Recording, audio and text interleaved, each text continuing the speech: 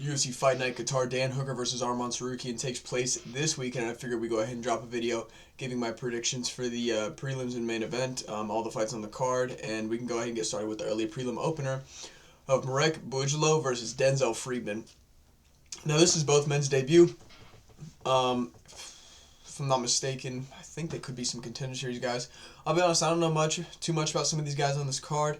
For a UFC Qatar card, this is pretty weak. Usually they stack those cards because of the oil money, but not great here. Obviously, they have guys from, the surrounding countries within almost every fight, but just in terms of quality, it's not the greatest, so my knowledge isn't the deepest on this. But for Marek Bujalo versus Denzel Friedman, I think we're going to go with Denzel Friedman. It's a debut for both of these men again, but I'm pretty sure Denzel Friedman is coming off momentum with his wrestling. I don't know exactly what Marek's game is. He's probably more of a striker, if I had to bet. They don't have any stats on their previous win by. There's not a lot of information on this billion-dollar company's site. But even though I see Denzel being obviously the shorter guy, he has the same amount of reach. He probably has some nasty power behind those hands. And I think he'll probably get this one via decision, maybe a TKO finish. But I know he's going to use his wrestling to starch the striking of Marek. Maybe just take him to a decision, grind him up against the fence, laying good shots when he needs to. Yeah, I don't really have much else to say about this fight in terms of that, but we can go ahead and move on here to Nurillo Alia versus Shamrock. Now, I know a little bit about both of these guys. Shamrock, it's his debut. I think he's a Cage Warriors fighter, pretty big on that scene. It's the Sham Show. He was calling out Anshul Jubli, do not redeem. He was saying, he said he was going to redeem it. I felt like that would have been a funny fight. It would have been a pretty good one. But they gave him, instead of the coughing baby that is Anshul Jubli, they gave him the, not hydrogen bomb, but they gave him a very tough opponent in Nurillo Aliyev. The Tajik Eagles, undefeated in the UFC, has looked decent in his recent outings. He's had some tough moments with earlier opponents. I can't remember names, but I've watched a few of his fights. But he usually gets that grappling off early with good enough striking to keep a pace on his opponents. And even though I think Shem is very good, I don't know if he's going to just be ready to take on a guy like Aliyev, who's undefeated, experienced, has been under the UFC lights. That's a big jump for some of these Cage Warriors guys, despite their big persona. But yeah, I can see this being a very close fight. I could see Shamrock still getting stock with how close of a fight was on his debut. Probably a 29-28 decision, maybe a controversial close fight, because this is in the homeland, but we'll see. I'm picking Nurillo Aliyev, probably by decision. I know it's a lightweight fight, but he isn't known for his finishing instinct, and I think he's got quite a bit of grappling on his side. Yeah, not a lot of TKOs, a lot of grappling. Now, Shem does have slick jiu-jitsu, but we've seen recently against Dagestani guys that jiu-jitsu just doesn't work too well. They like to sit in camping positions that don't allow you to get your jiu-jitsu off, and they kind of just want to fight that way. So I'm going to pick Nurillo Aliyev to win by takedowns, probably going to a decision, I'll be honest. But we move on to Ismail Nurdiev versus Ryan Loder. Ismail Nurdiev had a tough last fight out. I think he had technically won. Who was it? He got illegally knee the guy and then still beat him. Or he might have been subbed by it. I can't remember. Who was it? It's bugging me now. Where's his recent fights? Yeah, I think it was against Park or Silva. He back of the head shot it or something, and then he ended up losing. I don't know. That could be the one I'm talking about against Park, where he did get the finish, and then they're like, no, that was very illegal. Park stuck around and then got I think Park got the decision win, which I was actually very happy about because it was an illegal finish. But he still looked decent then. I don't know too much about Ryan Loder. Both of these gentlemen coming off of losses. It looks like they're both willing to strike when it's needed. Ryan Loder definitely looks to finish the fight more, but Ismail Nurdiev is willing to put some pressure on you. Pretty even in the strikes. Doesn't look like either man's going to be too strong on grappling, and they both have good defense when it comes to it if one of them tries to pull it out of the bag. I don't know if I see a finish there. Middleweights are going to hit pretty hard, but I could definitely see this going to a finish. Both men respecting each other on the feet, feeling it out. And I think both of them are probably going to be durable enough to survive if the going gets tough on either side. Both coming off losses too, so not a lot of confidence from either man. I'm sure they want to prove themselves, desperation to prove yourself, but I'm not seeing an insane amount of confidence. I'm going to go with Ismail Nurdiev. He did look really good against Park before he illegally finished him, and then even though Park looked slick taking the decision there, he still did good.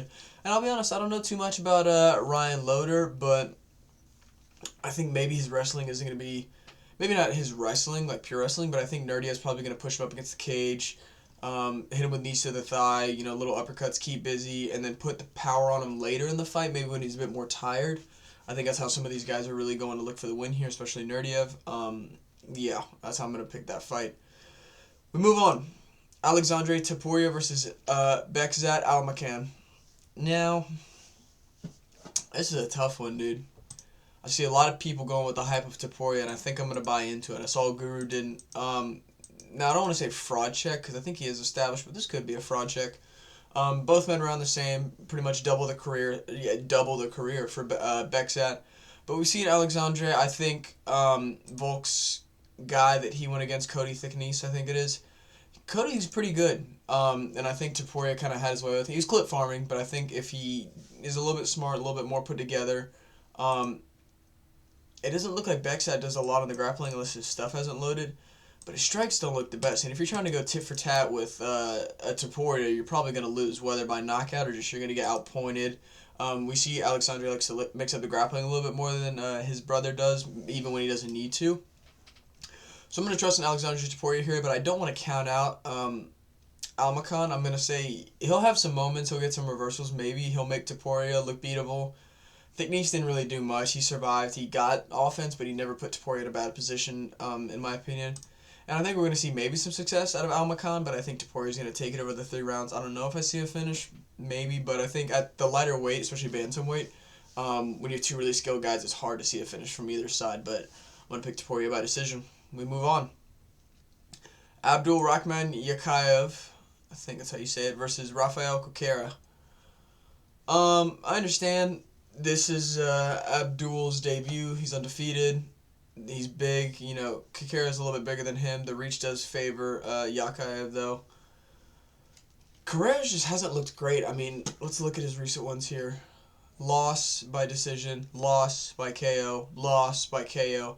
I mean, I don't know if Modestas, I can't remember his name, and Ebo Aslan are like world beaters, but coming off 3 losses and 2 of them being damage losses, I just don't really favor it, and especially, oh, Lord! Look at the stats here. Somebody put those numbers in wrong and it skewed it. Why is it telling me to try AI? Love it. Yeah, I mean, the wins Coquera's had, obviously he looks for the finish, but it looks like Abdul is pretty well rounded on the feet. He doesn't like to go to a decision too much. Looks like he gets the finishes pretty darn early when he does. I don't know if he gets 30 knockdowns per minute. We should probably fire whoever punched these stats in. But if anybody's going to go for a takedown, which shouldn't be either men, I think Abdul's going to have the better of that, whether it's offensive or defensive grappling. But yeah, Capoeira just hasn't looked great in his last few fights. I mean, getting knocked out twice. It looks like when any damage gets put on him, he kind of just starts to wither. So I'm gonna pick Abdul. He'll probably have some hype. This is his debut, but I'm sure that it being in Qatar and his name being Abdul, he's got a lot of confidence. He's at home territory. He's got the fans behind him. He's probably gonna get a big knockout. Probably round 1, maybe round 2. It looks like when he does get the finish, he does quite quickly, if those are accurate, despite this.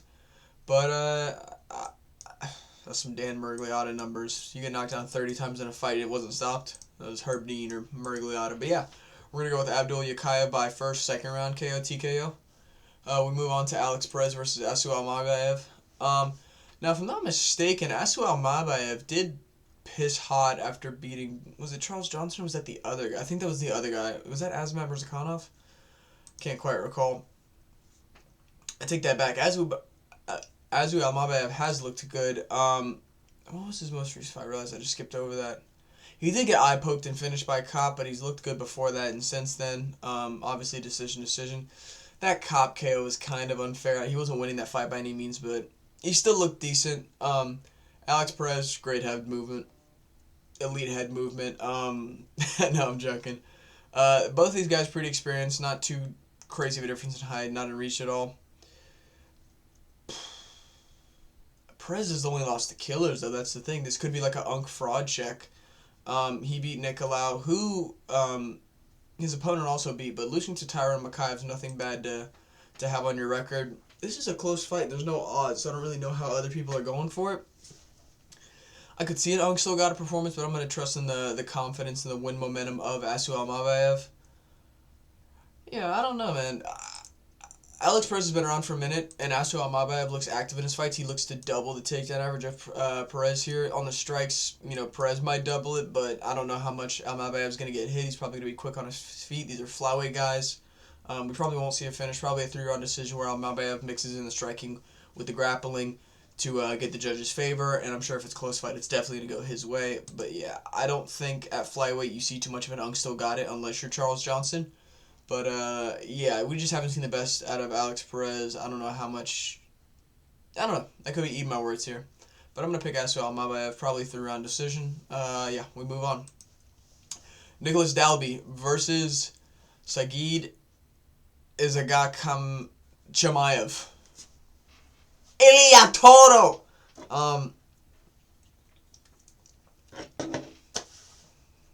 I don't know, man. I don't know too much about the Sega guy, and clearly the UFC doesn't either. And I think I saw a guru saying he was pretty good on his regional scene, and Dalby's taken quite some damage, which I definitely agree with. Dalby's had some wars. I think he's coming off of a loss to, what is it, Randy Brown or something? Not great. But he always brings it. That's the thing. You can never really count him out, but at what point is too much damage to where, one big shot and he's cut open, but it's worse this time because scar tissue, because PTSD from taking big shots. I mean, 6 losses isn't the worst. I mean, those 2 contests could count into it, but the losses he's taken, even the wins he's had, he's been beaten and bloodied, and we saw him get slept out cold by Brown, and I understand he's had some time off, but I don't like how that looks, and I understand the stats aren't loading, so I can't really compare him here. But I think I'm going to go with Sagid. If his regional career wasn't too terrible, I'm being very casual on this take. I could see Dalby maybe dogging it out and just getting the win here like he does when he does get the win, but he's coming off of a bad loss. He hasn't looked great in his recent outings. Even his wins are wars, which just aren't good. And he's getting up there in age, man. Yeah, we're going to go with Sagid. Probably a 3-round war, or maybe a 3rd round finish, excuse me. Yeah, we're going to go with that. I mean, could Dalby win? Absolutely. Never count him out. Viking genes, this guy. But, I don't know, man. Damage adds up. We move on to the final fight of the prelims. Bogdan Grad versus Luke Riley. This is a tough one. I don't know too much about Luke Riley, but I know he's looked very good on the regional scene. 11-0, undefeated. This is his debut, but Bogdan's good, man. Especially first round. He's slick, he's aggressive, he just does everything. His last fight out, he looked quite tired towards the end of it, but both of these men look to strike. Bogdan does have that jiu-jitsu in his background, and I'm sure Luke does have some. He just doesn't really implement it too much. He doesn't go for takedowns. I really hope he hasn't just been taken down relentlessly. Maybe people don't shoot too much on him. What's his average fight time? Can we see that? 0. Okay, lovely. This is tough, man. This is really tough. I think I'm gonna go with Bogdan Grad. I mean, he's looked good. He's a short, stocky guy. I know he's only an inch shorter than Luke Riley, but he seems to use his size pretty well. Wrestling, getting in the pocket. He's aggressive. He's fast. If Luke Riley gets the win here, that's great. Super happy for him. It's momentum. I just don't know too much about his career. I understand he's undefeated, but the UFC is a different level, and if he's on UFC level, wonderful. But I just don't know enough about his career to be convinced that he can beat a guy like Bogdan Grad, when Bogdan's looked very good in his wins and his losses. He's been consistently decent, fast striking, has power behind it. He looks like a bald version. I think he is bald. He looks like Popeye. And he fights like him too. Like he gives a why I oughta punch sometimes. And yeah, man, I think the experience is just gonna be too much. I could see it probably going to a decision. If I knew more about Luke Riley, maybe I'd have a bit of a better pick for this. But yeah, I'm gonna go with the experience and the timing of Bogdan Grad. I understand he's coming off of a loss. It might have even been a finish, which actually is kind of making me feel bad. No, it was a decision. It's okay. Oh, is he only had one fight in the UFC? Jeez. Alexander, what happened here? Interesting. They don't know what happened. I think he's looked good though, man. I mean, he goes for strikes, he goes for takedown. First round finishes, like he goes for it. Now, Luke Riley might be pretty durable, but it's not something I want him to gamble on if I don't know too much about his fighting style. But if he wins, great for him. We move on to the first fight on the main card: Tagir Ulanbekov versus Kyoji Horiguchi. Kyoji's got some history to him, man. That's a long career. I think we're gonna the underdog pick here. I think Ulanbekov is the favorite here.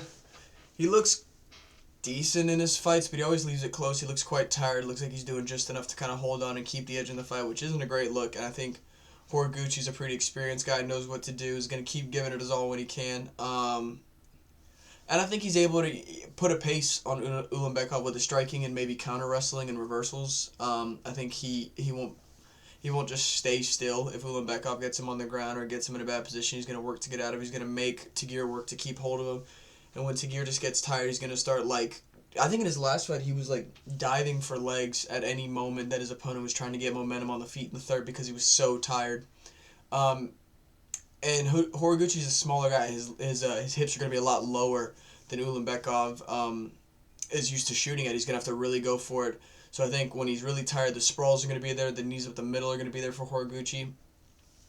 I don't know if I see a finish here. Probably, like, a really tired Ulanbekov at the end of round 3, and Horiguchi putting the pressure on, very Volk Makachev, like round 5 style. Maybe a robbery happens for Ulanbekov, but I could see a 29-28, maybe a 30. I could see Ulanbekov winning the first round, but I think 29-28 win for Horiguchi, but don't be surprised if it's a robbery. That's my underdog pick for the card. We move on. I think he's going to be an underdog. I think Sergey Spivak's out. If this fight was going to happen, I was going to say Shamil the Blob Gaziev. But I think Spivak's out. I think Waldo Cortez Acosta's in, which he's earned my respect. I didn't like Acosta, but he's earned my respect. He's active. He's looking to make a name. Gaziev's good, man. He's big, but on a guy who moves and has a chin like Salsa Boy, I think we're going with Acosta. Yeah, man. I mean, Shamil kind of plods after round 1. He's tired on that front foot. I'm sure Acosta knows he has a brain. He's going to know to snap those leg kicks down the pipe and take Gaziev off that leg, especially when he's putting all of his weight forward on it. When he gets tired, he's there to be popped by jabs. We saw Rosenstrike do it to him, and he gassed by a heart attack. I mean, Gaziev looked good. I think his last fight was against, was it Ken Peterson, something like that. The white guy slept him out cold with a 1-2 down the pipe or something.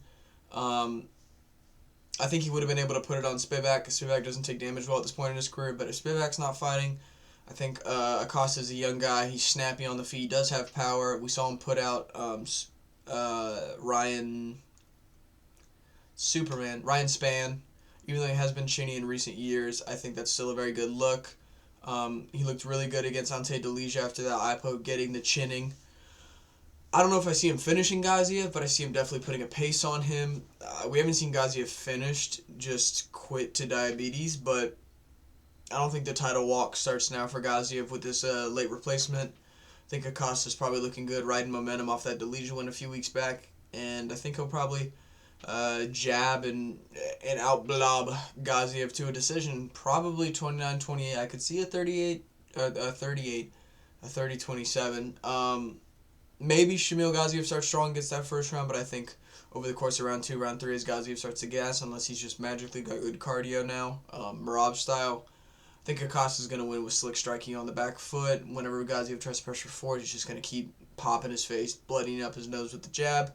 And, yeah, that's my prediction on that one. We move on to Maitekbek Oroblai versus Jack Hermanson. So Jack's coming down for this fight. Oroblai's going up. I'm going to go with Oroblai. He's taking some damage, but look at this. Look at this Chad, dude. This guy's a lawyer. He'll help you out. He helped that squirrel in Ice Age get his nut when it fell between the glacier. I mean, Genghis Khan used to go to this guy for advice. It really is something. And Jack hasn't looked great. And in his last fight, he got violently slept out cold by, oh my God, why can't I remember it? Kept going in. It was, dude, oh my God. Who's leaving my brain? Yeah, Rodriguez, because he just fought, and it was a filthy, nasty, disrespectful follow-up shot. Obama. Throwing illegal strikes and letting your wife fuck up my lunch food in elementary school. I'm on to you. But yeah, Hermansson's coming off a filthy KO loss. Orably's always willing to dog it out and go for it.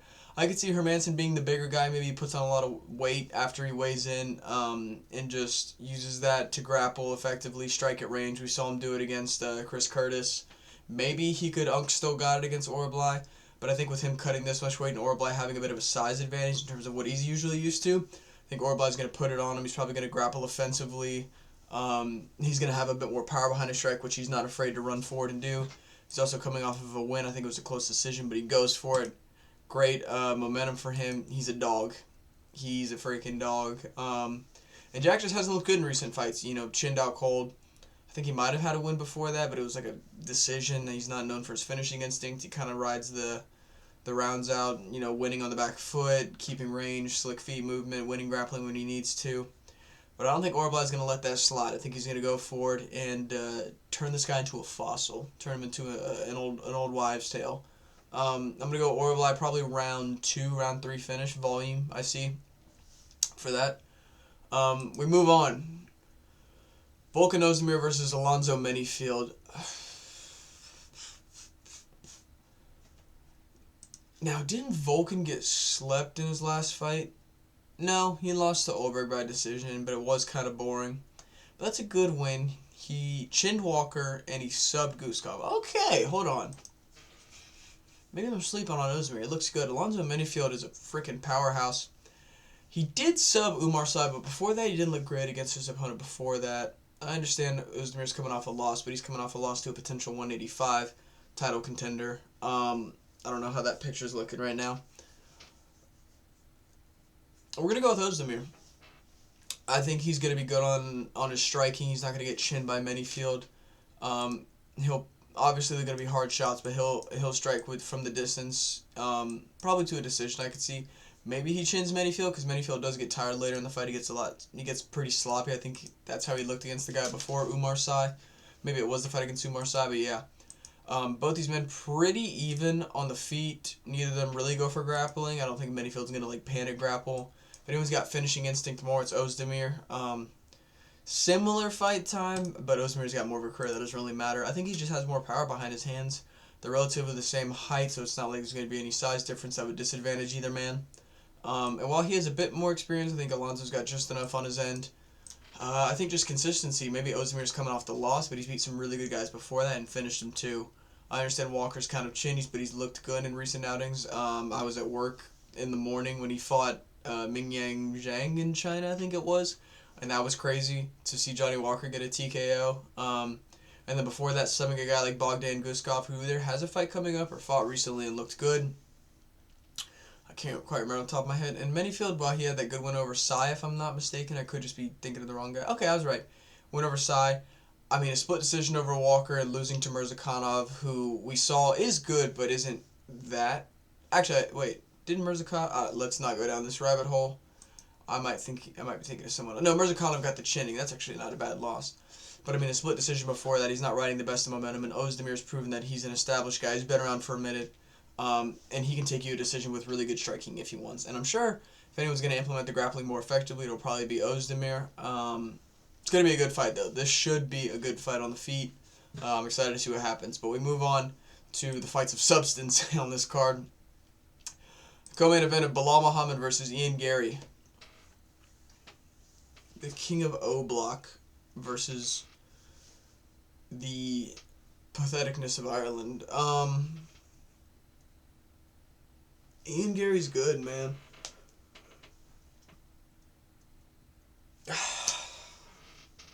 I think I'm going to go with Ian Gary. Muhammad's good. I'm sure his pressure's going to be good, but we see against a guy who's not afraid to strike that they can put it together against Muhammad. He is not hands of Canelo. If anyone has better hands here, it is Ian Gary. He's faster. We saw him land really big shots on MVP, which not many people are able to do. We saw him grapple MVP. Now, I'm not trying to compare MVP to Bilal Muhammad, but I'm saying that all the things that Muhammad struggles with, Gary has proven he can do against guys who specify and not getting done like that in that area. Momentum 2, both of these guys are delusional in their own sense of I'm a world champion. Ian Gary's I almost beat Shavkat. That's his whole personality. Um, Bilal, I don't know. He isn't. He's a bit. He hasn't said too much actually. I take that back. Gary's the more delusional one, but Bilal being the shorter guy, he's a bit more obvious on the feet what he's trying to go for. We saw Jack really be able to land strikes. Even while Bilal was pressuring, just because Bilal's so open, because it's like you can kind of tell what he's going for. He might have been able. He might have been able to overwhelm Leon, but Leon's been on the decline. I don't think a guy like Ian Gary on the come up, despite the loss, is going to be overwhelmed. He seems to do the overwhelming. He's really good being tit for tat on the back foot. He's a longer, taller guy. He's going to be able to jab Muhammad from range, zip in when he needs to, and when Bilal tries to offensively wrestle. Machado's really tall, and he can use that frame up against the fence. Just cage wrestle really well. We saw Gary has really good offensive and defensive grappling against guys like Shavkat. And Shavkat's that boogeyman of the division. We don't know, obviously, how good he is. That, styles make fights. We haven't seen him against most of the top, 5 in welterweight because he's been inactive due to injury and family issues. But yeah, I think Gary's just bigger, stronger, faster, better fight IQ. I think he'll be able to stop the chain wrestling and pressure of Bilal and put some damage on him that makes Bilal respect him. And if Bilal loses this fight, I think that's it for him. I think he's 36 now. He's getting kind of old. He peaked when he won the belt. But despite the war with Jack, he took a lot of damage in that fight. And I wonder if Gary's going to be able to put some damage on him as well, make him try to grapple, and then Gary counter grapple him and look good against it. And Gary's the bigger guy. So we'll see how this goes. But I'm going to go with Ian Gary, probably by decision. This fight will go to a decision. I don't know if I see Muhammad getting finished in any way. He's got good enough submission defense. And he's got a decent chin, so I don't see him getting chinned. But I think Gary's going to put on a pretty good masterclass here. Maybe not a masterclass, but he's going to win decisively against Bilal Muhammad. That sounds like Chael. We move on to the main event of the evening. Tsarukyan versus Dan Hooker. I'll be honest, I went Dan Hooker just because how much it would shake up the division. It would show that sitting on your ass for 2 years isn't a good idea when you're in the prime of your career. But Tsarukyan's probably going to win. Maybe a finish. I could see him getting some pretty bad ground and pound. Maybe a sub. Dan's been sub with a Kimura by Islam. Now, Dan's gotten better over the years. The tattoo added strength and fight IQ. So this could go to a decision. Maybe something happens like the Gamrot fight where all of a sudden Dan's just durable. Arman's a little bit faded. Maybe some ring rust. His cardio's not as in shape as he had thought, and Dan's just ready to bring it. That would be amazing. That'd be so hype. But I think if we're using our brains here off of both of these men's history, it's probably going to be Arman Tsarukyan. More likely decision, but possibly submission. I don't know if I see Dan Hooker getting TKO'd or KO'd for that matter. He's got a better chin in recent years, and he's always willing to go to war. Despite the height, I still think Tsarukyan's going to get his grappling off pretty well. I hope it's an entertaining fight, but I think it's pretty clear-cut that Tsarukyan's going to win, but I'd be very happy if Dan did. Tsarukyan, who did he beat before the title shot? It might have been Dariush. That was a very quick fight. Before that, he's looked good. He has been wobbled. What was it, by Adriano Martinez? No, that might be someone else. But he's only been wobbled once, maybe twice. He's looked good against Joe Alvarez, a guy who's had only finishes up to the Vicente Luque fight, which he kind of got a finish in that one. He was able to take him down, get a nasty ground and pound cut on him that stopped the fight, or it might have been a TKO. But he seems to do perfectly fine against guys even taller than Dan Hooker. And I don't know what Dan Hooker's coming in here looking like. He's had quite some time off, some surgeries. Maybe his arm breaks again early into this fight. I don't think it's going to stop him. We didn't see it against Jalen Turner, who the Tarantula's coming back against Barboza. I'm hyped. But yeah, man, I think if we're using our brains logically here, Tsarukyan's probably going to win a decision. Maybe he gets a finish. It'd be very entertaining if Dan could pull this out of the fire. It would shake up the division. I'd be very excited to cover a video on what's next for both men, the rest of the division, how does this play out, what's going on at 170. But I think we're going to go ahead and pick Arman Tsarukyan here. If you guys picked anything against me and you think I'm dumb, let me know in the comments and your reasoning why. I'm pretty excited for this card. It's not as stacked historically as Qatar cards are, but I think it'll be a good fight. Looking forward to the event, making the recap video. Hopefully I can get it out night of and maybe not next day. But yeah, I hope y'all don't bet too much money on this, and good luck. See ya.